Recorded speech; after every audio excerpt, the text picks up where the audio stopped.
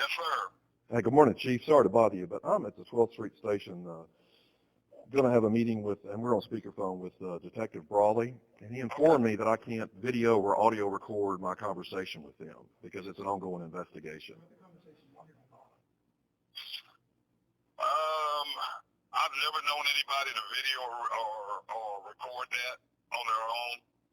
That's their process. I can't overrule that. All right. Well, I'm not going to talk with a police officer unless I record my conversation, whether it's an ongoing investigation or anything, because, and especially with LRPD, their credibility is less than zero with me. But if they don't want me to record it, then I'm not going to talk to them. Who's the detective up there? It's Detective Brawley. He can hear you. We're on speakerphone. Hey, detective, this is Chief. So that's the protocol. Is that correct? Yes, sir. Yeah. Anything as far, it's not the conversation, it's the interview. That is not It's going the to be. interview. So Okay. it's going to be evidence until being an ongoing investigation. So everything, if it was, then it would have to be seized as evidence until the case is closed. Gotcha. Hey, Russ, that's All right. the process. Well, then I'm going to go ahead and go. And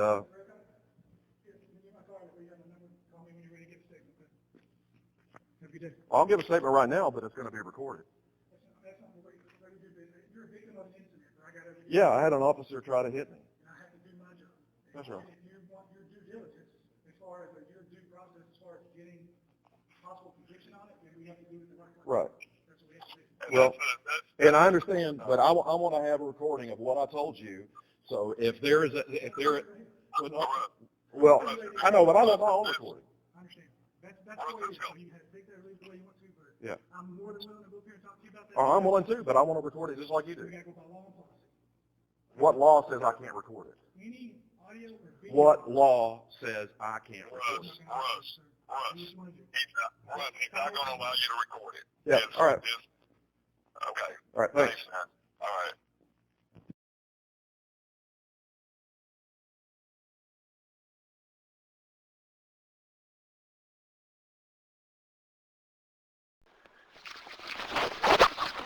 Okay, it's Thursday, October 17th at 8:50. I'm at the 12th Street Station, fixing to go in and talk with a Detective Brawley.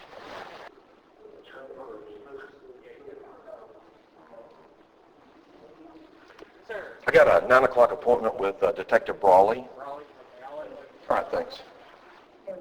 How's it going? Not too bad. You ready to snuff this out? Yeah. Hey, Rusty, I haven't seen you in a long time, man. How you doing, all right? Yeah. Good. Yes, sir.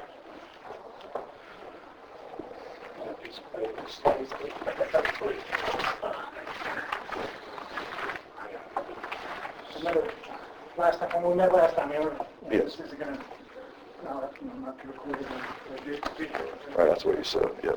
So make sure that, because obviously in this deal, you're a victim in a court. Right. Treat you just like that.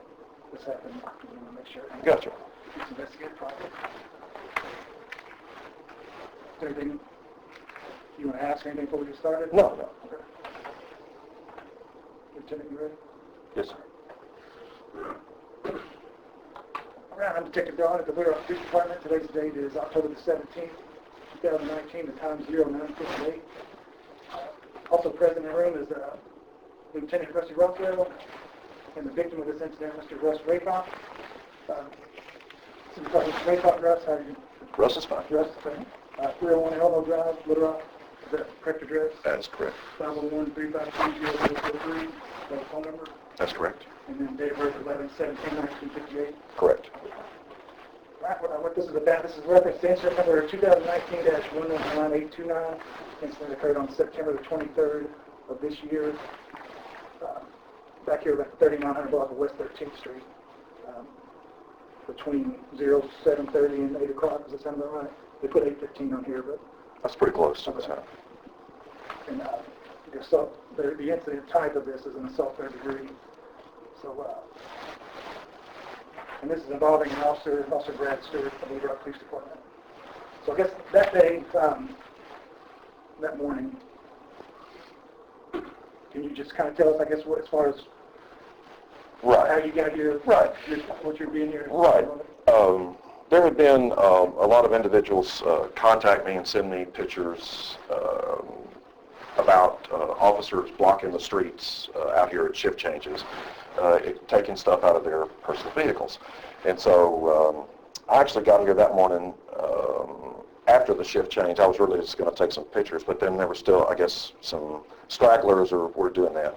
And there was one officer that was parked, that had come and backed up a plainclothes unmarked car and the no parking sign right down here on the corner. You know, there's no parking from the corner back, you know, and he pulled in. Cedar here? Yeah. And so I'd ask him his name. He didn't want to really give his name or identify himself. And, you know, I was live streaming. So, and then saw these officers, and they were pulling on the wrong side of the street and taking gear out of their cars, a lot of gear, and then some automatic, I guess were automatic rifles because they were in the big, you know, most of them were in hard cases. I think I saw one in a soft side case. And putting that in their vehicle. And so I was asking them their name and badge number, and then asking, why aren't y'all parking in this lot that we paid for over here? You know, spent $300,000 on this lot. Which lot is that? The one that's right here across from Hoover. The church lot? That's the city lot. The city lot? Yeah, the city gave it to the church in a partnership, but it was built. The city bought all the land and took it down, just like they did the land, or buying the land behind the station. It was part of the deal to park vehicles there. So, yeah, and so most of them would give their name and badge number without any problem. And then I saw Stuart park and went down and said, could you give me your name and badge number? And he didn't want to. And I said, you know, you're required to give me your name and badge number. He just didn't say anything and was walked across the street. So I cut across and got right up next to the fence because I was going to zoomed in to take a picture of his badge, you know, not the badge, the name badge. And so I get over, and he's way behind me, and I get over there, and I'm still, and he goes, don't come up on me. And I said, I'm not coming up on anybody. You're walking towards me. I'm here against the fence. And he went by, and his arm goes up, and I try to hit me, and I zoomed back, and I said, look, that motherfucker tried to hit me. And then I was filming him as he was walking across, and he stopped and started saying something about my mother. And I said, pardon me? I said, you know my mother? And he goes, yeah, I was in your house last night. Or I was in her house last night. I said, well, that's odd because I take care of my 86-year-old mother, and I didn't see you there. And he said, I snuck in when you were asleep. And I took that to be that he was having sex with her, you know. And so I think I continued with my video, and I think Watson was out there, or he came out and said, you know, something about make a report. And I said, man, I've got to be someplace at, I think it was either get close to 10 o'clock, and I said, I can come back after that. And so I went and took care of that and came back. So as far as Officer Stewart, when you approached him, can you describe him as far as what he's wearing? Yeah, he had his uniform on, and like I say, it was all recorded, and there's been pictures put up on Facebook of all that. He's kind of a heavy-set guy. He had a lot of gear. He had a camo bag, like a military-type backpack, you know, with the digital camo. I believe he kind of had not as full a beard as you, kind of scruffy, you know, unshaven face. And so when you approached him the first time, did you? I was at the back of his vehicle, you know, like standing on the sidewalk, and then I walked over at the back of his vehicle while he was getting the stuff out of his car and said, could you give me your name and badge number? And he didn't do that. And that was his personal vehicle or his patrol vehicle? His personal vehicle, yeah. And did you tell him who you were when you approached or what you were doing? No, I don't think so. I think just about everybody knows who I am, so. Well, and I don't mean... No, don't be disrespectful, because I think no, one thing, or I don't feel disrespectful. No, I'm not. I'm just saying that I don't have any social media, so... Right. You know, well, and the reason I think I know everybody knows who I am, last year when I requested photographs of officers, they sent out the stuff. Right. And, you know, people objected, and then it was on the news, you know, because I went to court and had to sue. All that was covered on the news. And I think people will know your name, but as far as your face... Yeah, well, a lot of people know. And I would be surprised because I come up on officers all the time, and that I don't know, and they go, how are you doing, Mr. Rakup? You know, and I said, why are you calling me Mr. Rakup?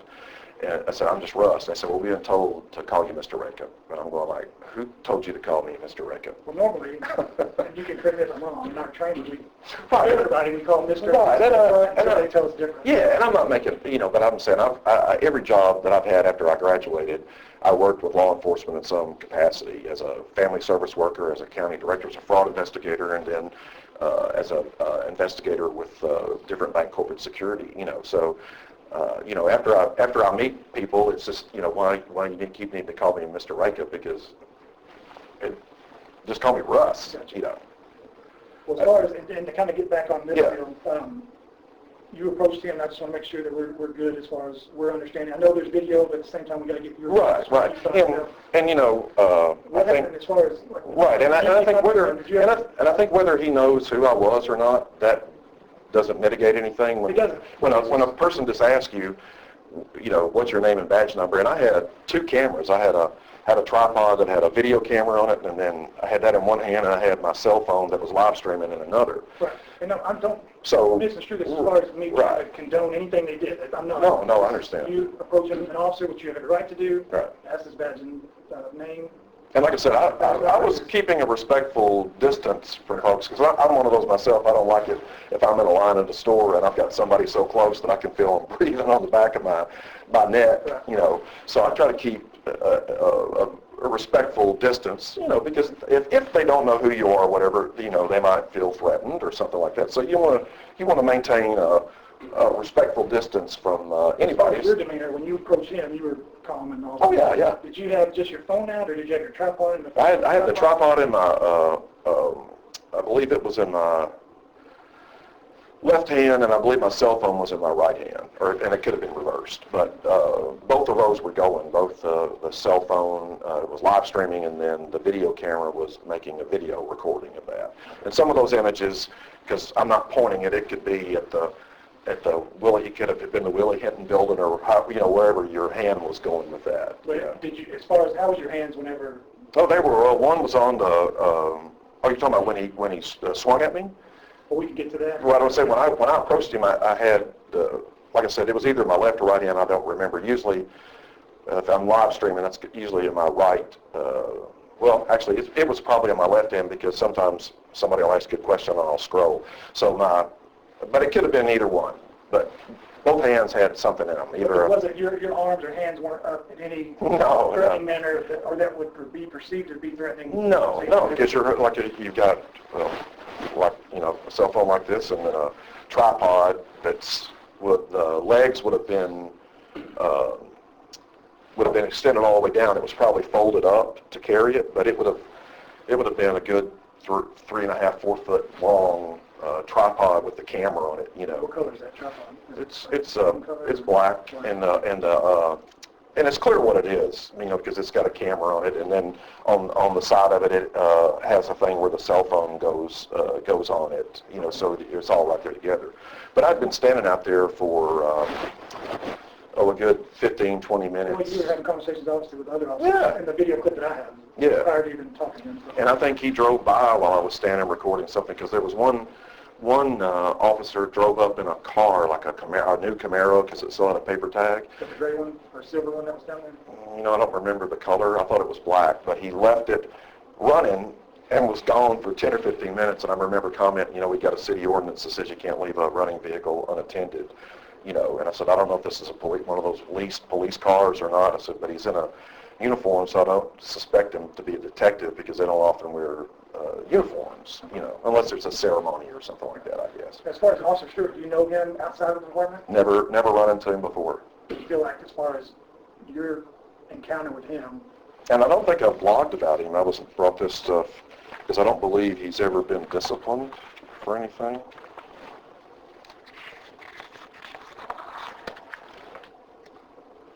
No, see, there's only one Stewart that's on a discipline list that your department gave me. That's a Brett. And this one's Brad. Yeah. We're a younger department. That's kind of what we're hitting on. We're a younger department now. Right, so I wouldn't, and the only reason he would have been, come to my attention is he would have been on one of these discipline things, or maybe he shot somebody, or had done, gotten in a car wreck, or something that would have gotten him in the news, and, Okay. So as far as, and we can kind of wrap this up, but yeah. what I do want to hit on, with the statute as far as when you approach him, you're asking him, why are you refusing to give me your name? No, I just said, what's your name and number, yeah. And then when he didn't say anything, I said, you're required to give me your name and badge number by your rules and regulations. Right. Yeah. When he's walking and then you get... He started walking, and I can show you here, like, let's see, this is the 12th Street. That's Willie Hinton. Let me make sure I got that right. Oh. Let me start again. Okay, this is 13th Street, and his truck was parked about right here. Willie Hinton's over here, 12th Street's here, and we had cars all down here. I was back here asking him, and he was at his door, what his name and badge number was. He didn't say anything, got his stuff, and then he walks across this way. I came over here, and there's that and the wire fence, and I got up against the fence right before that entrance, and was hugging that fence and pointed back towards him, and then he's walking down the sidewalk, and then I said, sir, I'm going to ask you again, what's your name and badge number? You have to give me that. And that's when he walked by, and he just like does this backhand thing, and then that's when I get out of the way, because if I hadn't moved, his fist to the back of his hand would have connected with my face. Did he strike you at all? No, because But did you think he was going to? That's why I did the move out of the way, And like I say, I described what I did, and then people who were watching on the live stream were commenting, did he try to hit you? Because it was incredible to them that he had tried to do that. You feel like he tried to? I have no doubt that he was intended to strike me. Why would you make these overt movements like that if you weren't intending to do that? And I had a belief that he was going to hit me. Is it going? I think those cameras are on. Just anything else?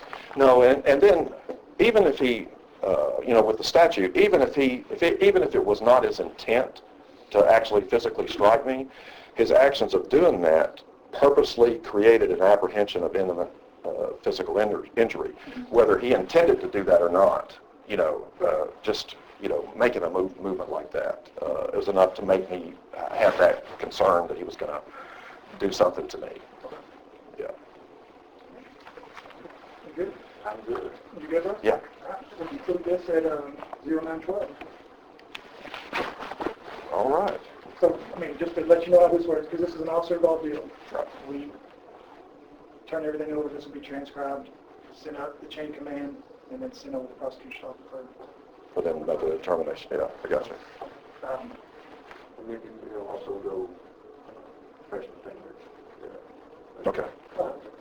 Yeah, because I did fill out some form for them. That was what Watson wanted me to do. Okay. And I can't remember where I had to go that day, but there was something. Washington, Dan Washington? Yeah. Okay. Yeah. And I filled that out, So, yeah. Whatever we... So we'll look at the criminal side. Yeah. They'll look There'll be at two the- separate- Right, I understand. But we had to get this. This Right. is important because we couldn't move forward with the professional standards. Gotcha. So this was done. So, last time I didn't mean any disrespect, if that's what you got. Oh, no, I understand. No, I'm not taking it personal, That's a professional thing, so. Sounds good. All right. Appreciate it. Nice to meet you. Thanks, sir. Rusty, good to see you again. Have a good one. Mhm.